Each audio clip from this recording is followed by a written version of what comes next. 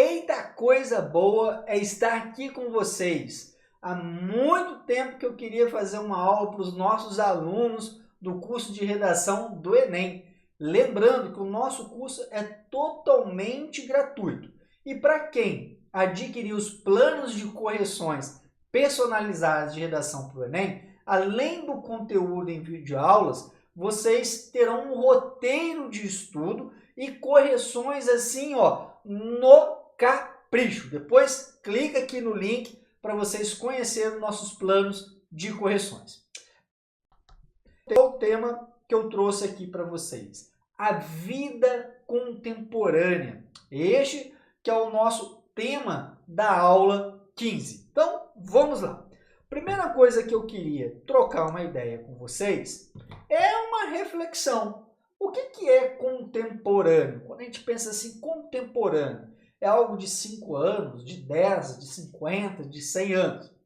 Você que é um aluno astuto, maroto, vai lembrar das aulas de história. O seu professor de história chega lá, coloca a periodização e fala, olha, a história contemporânea é a partir de 1789. Por quê? Porque nesse contexto histórico nós teremos dois grandes acontecimentos. A primeira Revolução Industrial, que começa ali em torno de 1750, e o segundo acontecimento, a Revolução Francesa. Então, a partir disso, nós teríamos, né, o período contemporâneo. Porém, isso está muito longe de nós, do século XXI. Quando a gente pensa em contemporâneo, nós pensamos em algo mais perto cronologicamente.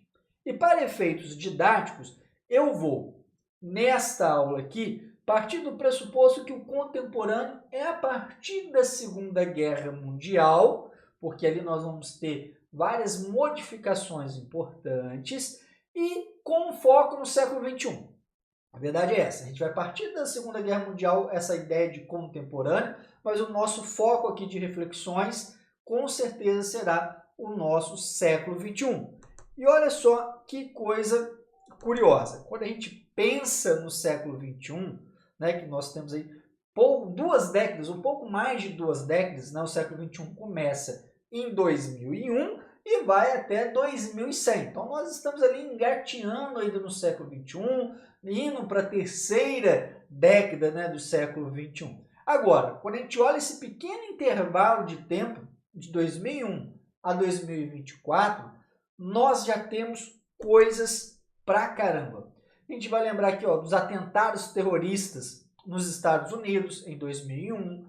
Vamos também, a partir desse desdobramento, ter 2 guerras impactantes, a guerra no Afeganistão, que durou 20 anos, a guerra no Iraque, né, contra os terroristas ou supostos terroristas, porque aquela invasão ali foi uma infâmia, né? Não teve bomba atômica, não encontraram nenhum tipo de armamento e nenhuma ligação do Saddam Hussein com a Al-Qaeda. Foi uma vergonha internacional para os Estados Unidos. Além desses eventos, nós tivemos a segunda maior crise do capitalismo em 2008, tivemos o impeachment da ex-presidenta Dilma Rousseff no Brasil em 2016. Se a gente olha ainda mais perto aí da gente, guerra na Ucrânia, guerra na Palestina. Então é um século XXI muito maluco.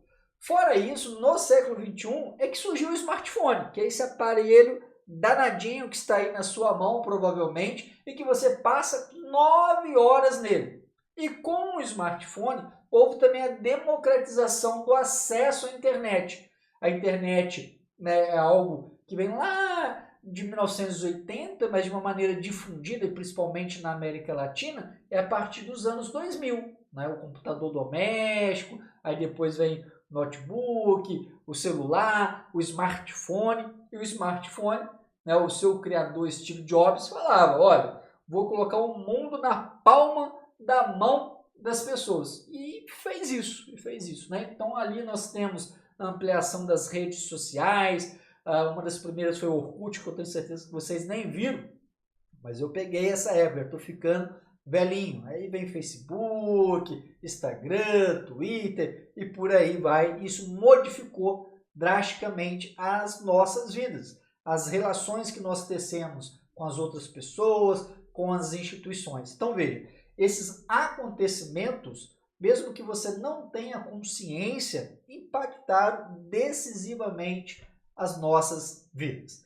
E agora, para a gente entender melhor essa contemporaneidade, eu vou trazer dois autores. Nesta primeira aula aqui, a aula 15, nós vamos trabalhar as reflexões do Bauman. Na próxima aula, na aula 16, nós vamos refletir sobre o conceito de hipermodernidade do Gilles Lipovetsky e eu vou analisar com vocês uma redação modelo do Enem no capricho, para você entender a estrutura e como que foi utilizado o repertório.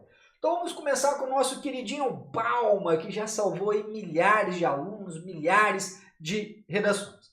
Ele vai cunhar, né, um conceito muito famoso na sociologia, na filosofia, que é modernidade líquida. O que é modernidade líquida? Aí ele vai datar que modernidade líquida são os acontecimentos ou o período histórico pós-Segunda Guerra Mundial. Por quê? O Bauman olha ali para a Segunda Guerra Mundial e fala, olha, mudou completamente todas as percepções que se tinha no iluminismo. Vamos recapitular aqui o iluminismo, que você estudou lá em filosofia, história.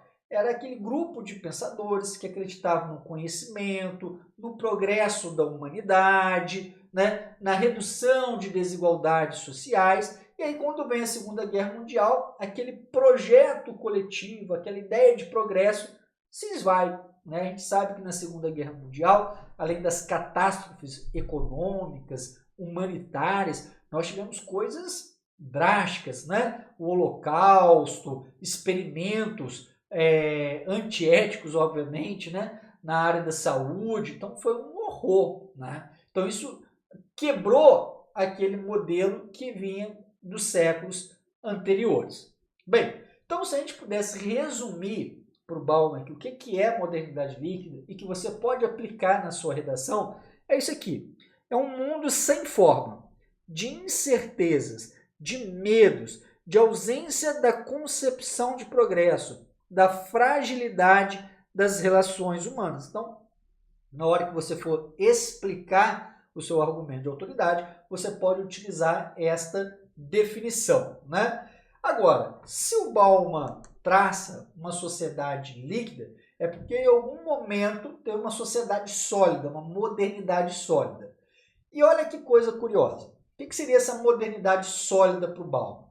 Seria um conjunto de valores e de comportamentos que foram construídos do século XVI ao século XX, ou seja, começa na Idade Moderna e tem um desenvolvimento até, obviamente, a Idade Contemporânea, e isso muda a partir da Segunda Guerra Mundial. O que é essa modernidade líquida?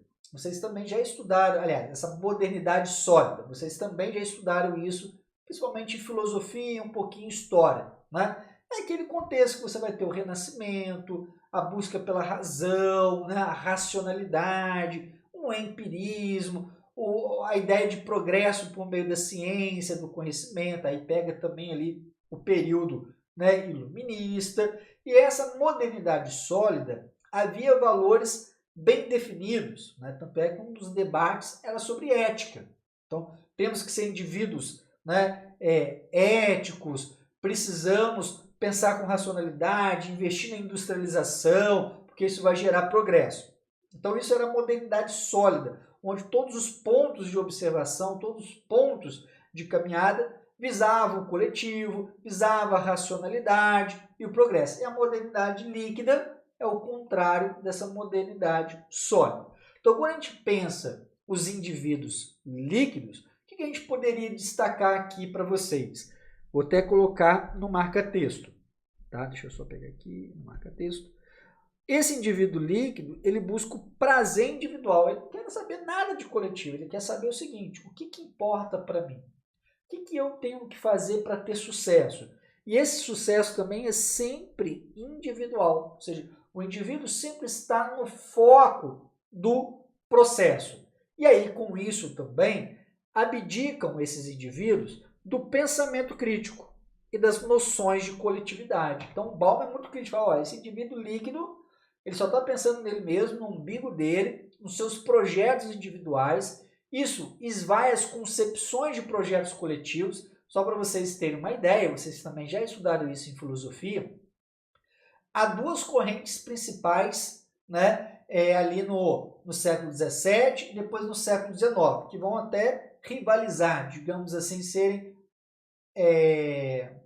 antagônicos, né? De um lado, a corrente do pensamento liberal e de outro lado, lá no século XIX, a corrente do pensamento marxista.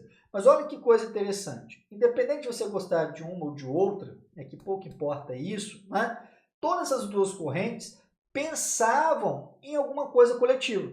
Tinham caminhos diferentes, mas pensavam no coletivo. Pensavam, né, nesse indivíduo dentro de uma sociedade. E segundo Bauman, essas discussões, esses projetos mais holísticos, assim, não fazem mais sentido, né, na sociedade líquida. Por quê? Agora, cada grupo social quer defender os seus interesses, mas não pensa no coletivo. E aí vai ter uma fragmentação política. Um grupo vai defender o direito dos animais, o outro grupo vai defender o direito das pessoas LGBTQIA+, outro grupo da população negra, feminista, ou seja, cada grupo interessado em defender somente a sua bandeira, em vez de pensar num todo, numa transformação mais conjuntural. Isso acaba a partir da Segunda Guerra Mundial, segundo o Bauman, né? Outra grande marca desse momento é que há uma imposição dos valores e regras do mercado, né? O mercado, as suas regras,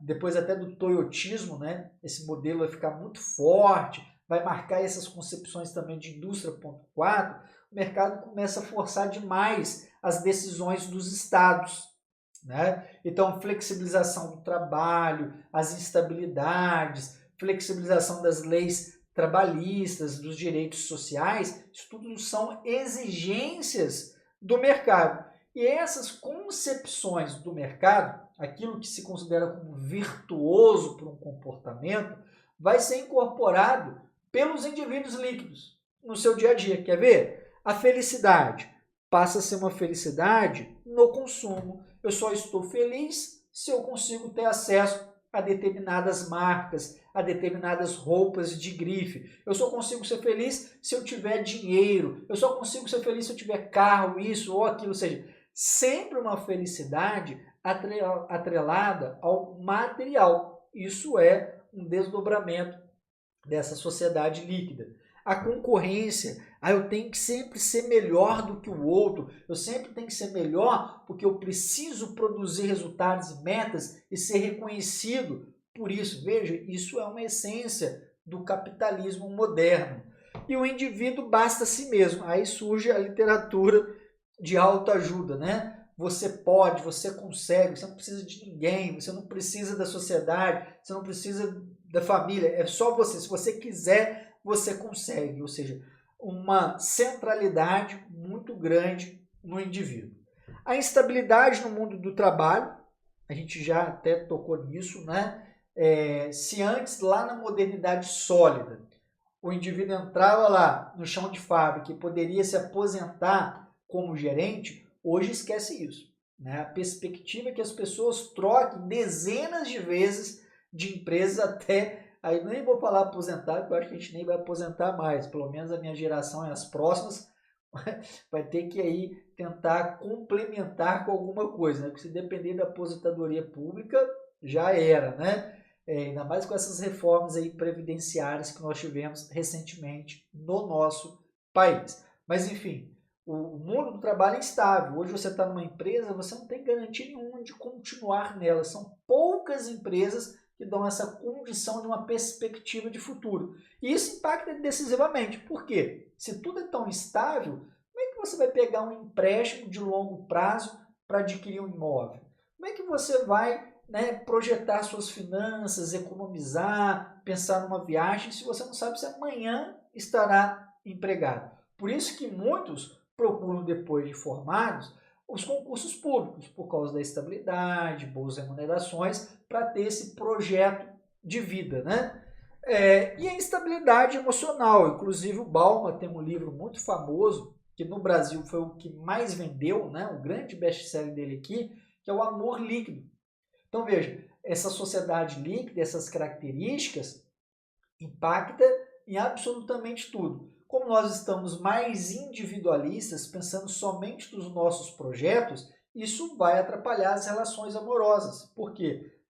As pessoas não possuem mais aquela relação, aquele comprometimento. E no primeiro problema, nós vamos ter problemas em todos os relacionamentos, né? Já desiste. Opa, não, eu não quero continuar. Então, é claro que a gente não está falando aqui, né? Nem o Bauman falava isso, que deve-se aceitar tudo. Mas hoje, o primeiro problema que há no relacionamento, a pessoa já está desfazendo daqueles laços, né? Então, por isso que ele chama também de amor líquido. As conexões virtuais ensejam, né, proporcionam relações superficiais. O Bauman será um grande crítico, né, dessas conexões virtuais, porque ele vai mostrar que elas não aprofundam, elas não são duradouras. Se você fica com raiva de alguém, deleta e pronto, a pessoa saiu da sua vida, você não precisa lá ter o trabalho de conversar, de dialogar, de entender, de melhorar aquele relacionamento, ou de dar um ponto final. Basta um simples delete. E aí ele vai mostrar que as pessoas mudam também a sua concepção de amizade. Tem até uma entrevista dele para a BBC de Londres, que ele fala o seguinte: olha, se você me perguntar quantos amigos eu tenho, eu vou contá-los na palma da minha mão. E olha que eu já sou um senhor aí de 80 e poucos anos, na época ele tinha 87, salvo engano. Agora, você chama um jovem aqui, ele vai falar que tem 5 mil amigos no Facebook. O Bauman não viu o Instagram, né? Ele viu mais o Facebook. Então, olha como que muda essa concepção de amizade. E a gente sabe que nas conexões virtuais, a gente não consegue aprofundar mesmo, né, a nossa amizade, as relações mais duradouras. É tudo muito frágil, o que, inclusive, reforça o sentimento, né, muitas vezes, de solidão. E o medo é uma política de Estado e do mercado. Por quê? Quanto mais eu tenho pessoas com medo de tudo, mais manipulação e controle eu tenho. Pode ver, o discurso político. Pega aí eleições presidenciais e de governadores, né? A principal pauta sempre vai ser a segurança pública. A perspectiva é de passar medo, que você vai ser morto, assaltado ao virar uma esquina, né? Porque isso faz o discurso político ganhar voto, ganhar força, né? Então, um medo constante. O medo do terrorismo, o que os Estados Unidos difundiu a partir de 2001. Aí gera vários estigmas, vários preconceitos, né? Então, veja como que o medo pauta as nossas relações. E a gente não pode ser ingênuo de não perceber que o medo gera grana. Por quê? É a cerca elétrica, é a câmera de vigilância, é a concertina, é o carro blindado, é o seguro de vida, é o seguro residencial. Isso movimenta bilhões, né? Pois bem, senhoras e senhores, aqui eu encerro então a nossa aula número 15, a vida contemporânea, a partir da perspectiva de modernidade líquida do Bauman. Na próxima aula, aula 16, nós iremos trabalhar a perspectiva de hipermodernidade e vamos analisar uma redação modelo. Gostou dessa aula aqui? Sabe o que você vai fazer? Dá um likezão no vídeo, vai pegar o link aqui, vai compartilhar nos grupos marotos de estudos que vocês têm aí para o Enem, no Telegram, no Facebook, no WhatsApp. Joga lá para os amigos, fala, poxa, tem conteúdo gratuito e de qualidade. E se você quiser correções personalizadas, com os professores Valdir Bros, com a professora Aline Bessa, né, que são correções ali, é um acompanhamento pedagógico, não é só uma correção não. Vem estudar com a gente e quem adquirir as correções, além dessas aulas, terá um suporte ali pelo PDF de um roteiro de estudo bem aprofundado. Então vale muito a pena adquirir os nossos pacotes com 10, com 20 ou com 40 correções. Conta aí para todo mundo. Tamo junto. Até a próxima aula.